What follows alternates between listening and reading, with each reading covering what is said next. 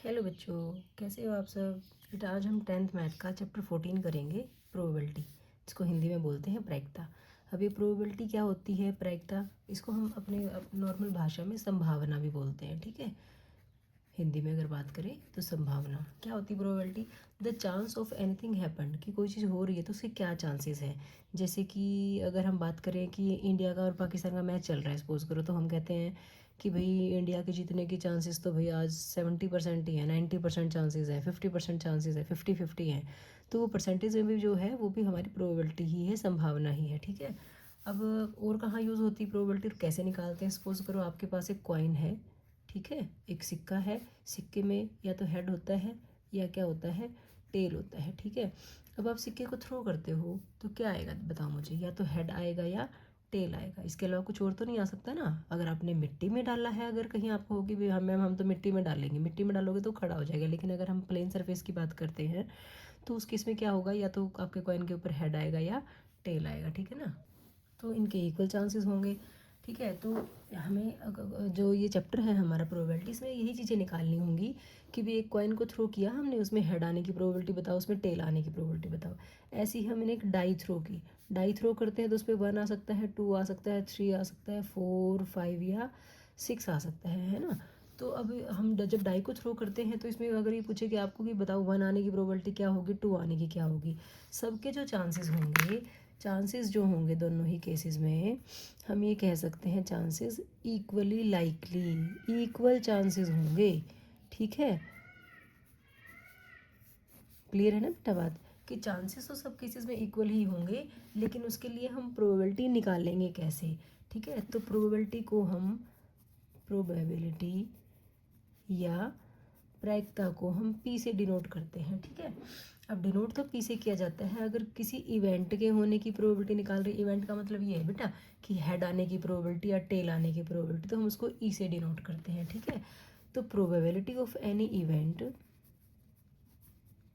Probability of any event की अगर हम बात करें तो हम उसको प्रोबेबिलिटी ई ऐसे डिनोट करते हैं। ठीक है, अंदर इवेंट, जो भी इवेंट इसने बोला होगा, ठीक है, कि हेड आने की प्रोबेबिलिटी बताओ तो हम अंदर हेड भी लिख सकते हैं। ठीक है, टेल आने की प्रोबेबिलिटी के तो इवेंट की जगह हम टी लिख सकते हैं। तो प्रोबेबिलिटी ऑफ किसी भी इवेंट को अगर डिनोट करना है तो आप पी ई से डिनोट करेंगे। ठीक है, अब इसका फॉर्मूले की बात आ जाती है कि हम जब प्रोबेबिलिटी ऑफ एनी इवेंट निकालते हैं तो वो क्या होती है। ठीक है, इसके लिए फॉर्मूला होता है बेटा हमारे पास नंबर ऑफ फेवरेबल आउटकम्स। अब फेवरेबल आउटकम्स का मतलब ई के फेवरेबल, ठीक है, डिवाइडेड बाय टोटल आउटकम्स। ठीक है, सिर्फ यही फॉर्मूला है मेन हमारे पास प्रोबेबिलिटी में, कि क्या, कि हमें किसी भी इवेंट के आने की प्रोबेबिलिटी अगर निकालनी है तो उसके लिए हमारे पास फॉर्मूला होगा, जो इवेंट हम निकाल रहे हैं उसके फेवर में कितने इवेंट हैं, कितने आउटकम्स हैं, वो डिवाइडेड बाय टोटल आउटकम्स। ठीक है, जैसे कि हम कॉइन की ही बात करते हैं, तो अगर हम कॉइन में हेड आने की प्रोबेबिलिटी अगर निकालना चाहें बेटा, ठीक है, तो बताओ मुझे, कॉइन को जब कॉइन का आपने कॉइन को देखा, उसमें हेड या टेल ऐसे ही होगा। देखो ये कॉइन है हमारे पास, इसमें ये हेड है और ये टेल है, दो ही फेसेस हैं। टोटल आउटकम्स कितने हुए, 2 हुए, और हेड के फेवर में कितने आउटकम्स हैं, कितने फेसेस हैं हेड के फेवर में, ओनली 1 आउटकम है। तो देखो हम क्या बनाएंगे, हेड के आने की प्रोबेबिलिटी 1 बाई टोटल आउटकम्स कितना, 2।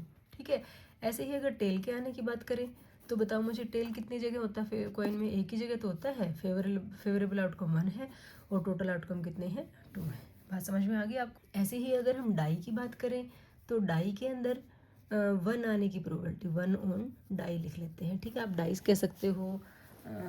ठीक है, वैसे हाँ यहाँ पे तो एक होती है तो डाई होती है बेटा, प्लूरल फॉर्म में डाइस आ जाता है। ठीक है, 1 ऑन डाई। अब डाई के ऊपर अगर आप देखो, आप जो पास्ता फेंकते हो उसमें 1 कितनी जगह छपा होता है, सिर्फ 1 प्लेस पे छपा होता है, और टोटल आउटकम्स कितने होते हैं, 6 होते हैं। ठीक है, 1/6 हो जाएंगे। अगर 2 ऑन डाई की बात करें हम, ठीक है, तो 2 भी एक ही जगह छपा होता है, तो वो भी कितना हो जाएगा, 1/6। कहीं गलती से 2/6 मत कर देना। ठीक है, अब हम 3 ऑन डाई की बात करें, 3 डाई के ऊपर 3 कितनी बार छपा होता है, एक ही बार छपा होता है, तो 1 बाई टोटल आउटकम्स कितने हैं हमारे, 6। ऐसे ही 4 ऑन डाई की बात करें तो वो भी कितना आएगा बताओ, 4/6 नहीं, 4 कितनी जगह बना होता है बेटा, 4 सिर्फ एक ही जगह छपा होता है उसके ऊपर, तो 1/6। 5 की बात करें, 5 ऑन डाई, वो भी कितना आएगा 1/6। और हम 6 की बात करें, वो भी एक ही जगह छपा होता है 6, इसलिए उसका भी क्या आएगा 1/6। तो देखो सबके इवेंट्स, सबकी जो प्रोबेबिलिटी वो सेम आ रही है, क्योंकि इक्वली लाइकली आउटकम्स थे ना बेटा, हमने यही कहा था सबके चांसेस आने के इक्वल चांसेस होते हैं। ठीक है, तो हर एक की प्रोबेबिलिटी हमने इस ढंग से निकाल दी। समझ में आ गया आपको अच्छे से ये बात? यहाँ तक आपको बात क्लियर हो गई है तो हम नेक्स्ट पे चलते हैं कि भाई हमने हर एक इवेंट की प्रोबेबिलिटी निकाली। कैसे निकालना है? Number of favourable outcome divide by total outcomes. अब देखो जो हमने अभी इवेंट की प्रोबेबिलिटीज़ निकाली थी, जैसे कि हमने हेड की प्रोबेबिलिटी और हमने टेल की प्रोबेबिलिटी निकाली थी। ठीक है, अगर हम इन दोनों को ऐड कर दें तो क्या आएगा? हेड की प्रोबेबिलिटी कितनी थी बेटा? 1/2। टेल की प्रोबेबिलिटी भी कितनी थी? 1/2। इनको ऐड करेंगे तो हाफ और हाफ कितना बन जाता है? 1 बन जाता है। ठीक है, ऐसे ही अगर हम 1 प्रोबेबिलिटी आने की, डाई के ऊपर 2 आने की, 3 आने की, 4 आने की, जितने भी मतलब टोटल इवेंट्स बन सकते हैं, सभी इवेंट्स की अगर हम प्रोबेबिलिटी का सम निकालते हैं तो क्या आता है? 1 की कितनी थी? 1/6। 2 की भी कितनी थी? 1/6। 3 की भी 1/6। सब की कितनी थी? 1/6, 1/6, 1/6 थी। ठीक है, सबको ऐड कर दो, एलसीएम कितना आएगा? 6 आएगा। और ऊपर सब सेम आ जाएंगे, मतलब 1 + 1 + 1 + 1 + 1 + 1। तो ये आपके पास आ गया 6/6। यहाँ से भी काटोगे तो कितना आ गया? 1 आ गया। तो देखो यहाँ पे अगर हम हेड और टेल की प्रोबेबिलिटी की बात कर रहे थे, वो भी 1 आ रही थी। यहाँ हेड और टेल, एक कॉइन में जितने इवेंट्स हो सकते थे सभी की प्रोबेबिलिटीज़ को ऐड किया तो हमने 1 आया। को डाई को थ्रो करके जितने भी इवेंट्स बन सकते थे सबको ऐड किया तो कितना आया? 1 आया। तो इसका मतलब हम क्या कह सकते हैं कि सम ऑफ टोटल प्रोबेबिलिटी जो होगी उसका सम कितना होगा? 1 होगा।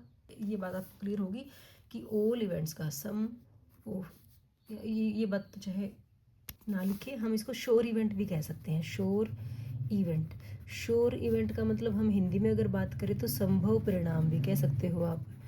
ठीक है, टोटल संभव परिणाम जो होगा उसकी जो प्रोबेबिलिटी होगी, ठीक है, वो क्या होगी बेटा? 1 होगी। हमने देख लिया ना कि टोटल जो भी इवेंट्स हो सकते हैं उनकी प्रोबेबिलिटी हमारे पास कितनी हो जाती है? 1 हो जाती है। ठीक है, अब अगर हम बात करें कि डाई के ऊपर ना 7 आने की प्रोबेबिलिटी बताओ। ठीक है, डाई पर 7 ऐसे लिख लेते हैं। ठीक है, या 7 ऑन डाई। ठीक है, बताओ मुझे क्या होगी ऐसे किसी प्रोबेबिलिटी? अब तुमने डाई को थ्रो किया, क्या वहाँ पे 7 है?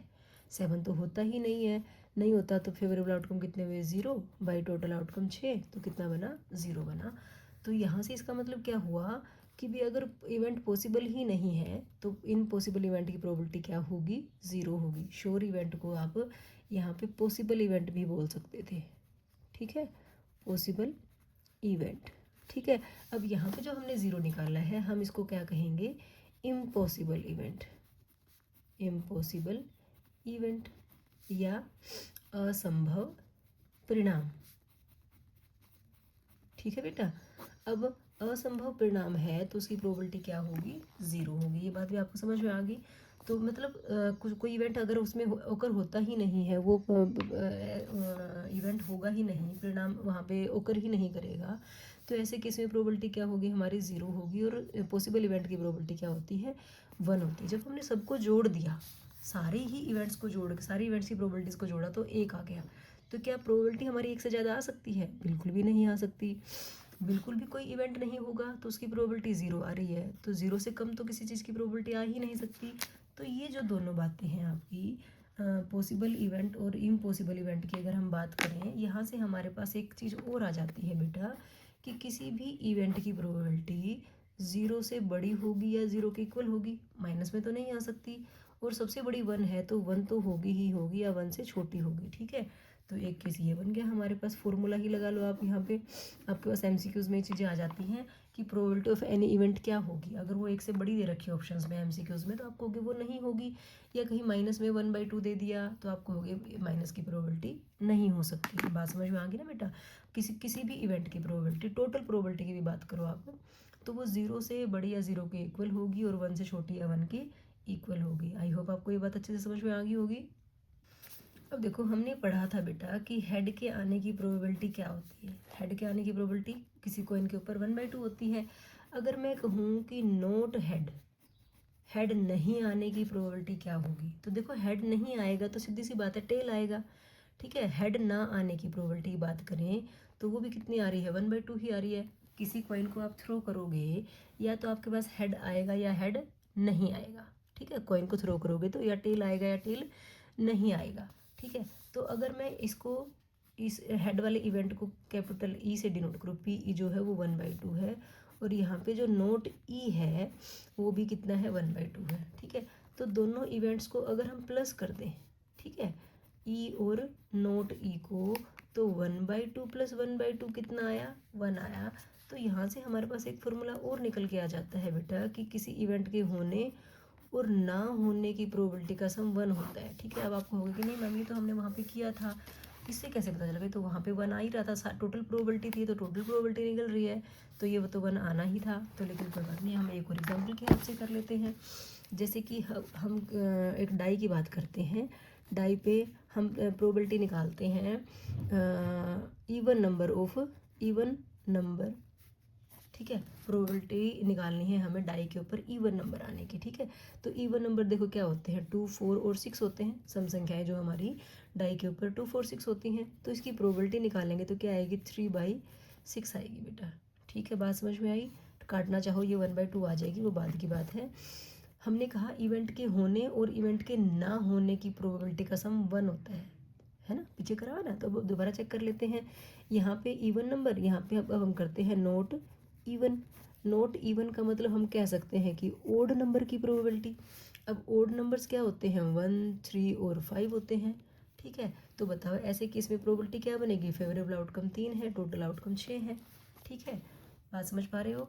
इस इवेंट को मैंने कहा ये पी ई है, इस इवेंट को हम कह देते हैं पी नोट ई है, ठीक है। अभी हमने काटा नहीं, अभी हम इनको ऐसे ही ऐड करेंगे। अब P E plus P not E की बात करते हैं। पी ई है हमारे पास 3/6 और नोट ई भी कितना है 3/6 है, ठीक है बेटा। अब देखो यहाँ पे इनको ऐड करेंगे, एलसीएम ले लेते हैं, 6 है, 6 ही बनाना, कुछ नहीं करना, 3 का 3, यहाँ भी 3 का 3, 6/6 कट के कितना आ गया 1 आ गया, ठीक है। तो यहाँ से भी हमारे पास क्या आ गया ई और नोट ई का सम कितना आ गया 1 आ गया।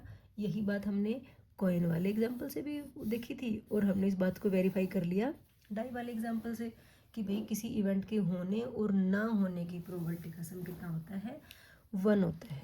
और एक एग्जाम्पल ले लो, हम डाई पे 1 ऑन डाई कर लेते हैं, चलो ठीक है। 1 ऑन डाई, 1 की प्रोबेबिलिटी निकालनी है, 1 की प्रोबेबिलिटी तो 1/6 होगी, ठीक है। अब हम क्या निकाल लेते हैं नोट 1 ऑन डाई, ठीक है। अब नोट 1 ऑन डाई की बात देखो बेटा, 1 नहीं होना चाहिए, 1 नहीं होगा तो क्या हो सकता है 2 हो सकता है, 3 हो सकता है, 4 हो सकता है, 5 हो सकता है, 6 हो सकता है। तो फेवरेबल आउटकम कितने बने हमारे 5 बने ना, तो उस केस में क्या बनेगा नोट 1 ऑन डाई का प्रोबेबिलिटी 5/6 बनेगी, ठीक है। बात वही आ जाती है कि हम इसको क्या नाम दे देते हैं पी ई नाम दे देते हैं, और यहाँ पे इसको हमने नोट ई नाम दिया। इवेंट जो था वो 1 आने की प्रोबेबिलिटी और नोट ई का मतलब 1 नहीं आने की प्रोबेबिलिटी, दोनों को ऐड कर दो, किस किस को पी ई और पी नोट ई को, ठीक है। तो कितना है 1/6 प्लस 5/6, 6 एलसीएम आया तो सॉल्व करो कितना आया 6, 1 + 5 ये आ गया 6/6, काट के कितना आ गया 1 आ गया। तो मतलब हमारे ये जो फॉर्मूला है ये भी वेरीफाई हो गया, ठीक है। तो हमने क्या क्या पढ़ा, हमने प्रोबेबिलिटी का फॉर्मूला पढ़ा है, हमने पढ़ा कि प्रोबेबिलिटी जो होती है टोटल प्रोबेबिलिटी वो 1 होती है, प्रोबेबिलिटी जो होती है 0 और 1 के बीच में लाई करती है, और मेन कि किसी इवेंट के होने और ना होने की प्रोबेबिलिटी भी कितनी होती है 1 होती है। तो इंट्रोडक्शन पार्ट हमारा कंप्लीट हो जाता है। प्रोबेबिलिटी में एक और हमारे पास मेन चीज़ है बेटा कार्ड्स, ताश के पत्ते, ठीक है। बहुत सारे बच्चे मेनली बॉयज़ तो इनसे फैमिलियर भी होंगे। टोटल पत्ते कितने होते हैं बेटा हमारे पास 52 होते हैं, 52 कार्ड्स होते हैं, ठीक है। 52 कार्ड्स में से हमारे पास कुछ काले रंग के होते हैं, कुछ लाल रंग के होते हैं ना। टोटल 52 कार्ड्स होते हैं हमारे पास, इनमें से 26 जो होते हैं वो होते हैं ब्लैक कलर के, ठीक है, और 26 हमारे पास होते हैं रेड कलर के, ठीक है। अब ये 26 जो ब्लैक हैं 26 जो रेड हैं इनके फिर से आगे डिवीज़न होती है बेटा, ठीक है। रेड वालों की भी ऐसे ही और ब्लैक वालों की भी ऐसे। ब्लैक में कौन कौन से होते हैं देखो, ये होते हैं बेटा 2 तरह के ब्लैक और 2 तरह के रेड, ठीक है। इसमें से जो ये पता होता है इसको हम बोलते हैं क्लब, ठीक है, इसको बोलते हैं स्पेड, ठीक है। हिंदी में क्लब को बोला जाता है चिड़ी और स्पेड को बोला जाता है हुकुम, ठीक है बेटा। रेड वाले इसको बोला जाता है इंग्लिश में हार्ट, हार्ट की शेप का ही है ये, और इसको बोला जाता है डायमंड। ठीक है, ये याद कर लेना, ये आपके आगे अगर आप +1 2 में मैथ लेते तो वहाँ पे भी आपकी प्रोबेबिलिटी में बहुत यूज़ होंगे। इस पे बेस्ड क्वेश्चन जरूर आता है आपका, 5 नंबर का क्वेश्चन कंफर्म मान के चलिए आप। इसको हिंदी में बोला जाता है पान और इसको बोला जाता है ईंट।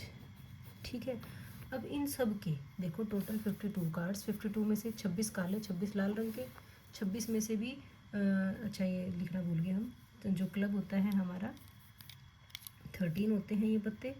ठीक है, ये भी 13, मतलब 26 थे, 13 13 यहाँ आ गए, यहाँ पे भी 13 आ जाएंगे और यहाँ पे भी 13 आ जाएंगे। तो आप ये कह सकते हो 13 आपके पास चिड़ी के पत्ते, 13 हुकुम के पत्ते, 13 पान के पत्ते और 13 ईंट के पत्ते हैं।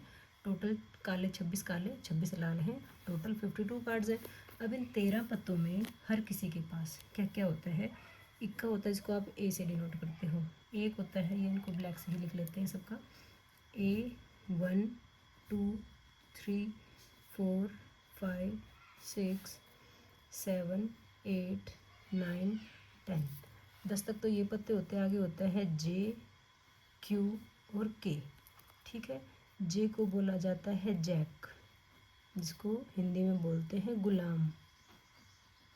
ठीक है, K का मतलब क्वीन, जिसको हिंदी में बोला जाता है बेगम, और K का मतलब किंग, और हिंदी में इसको बोला जाता है बादशाह।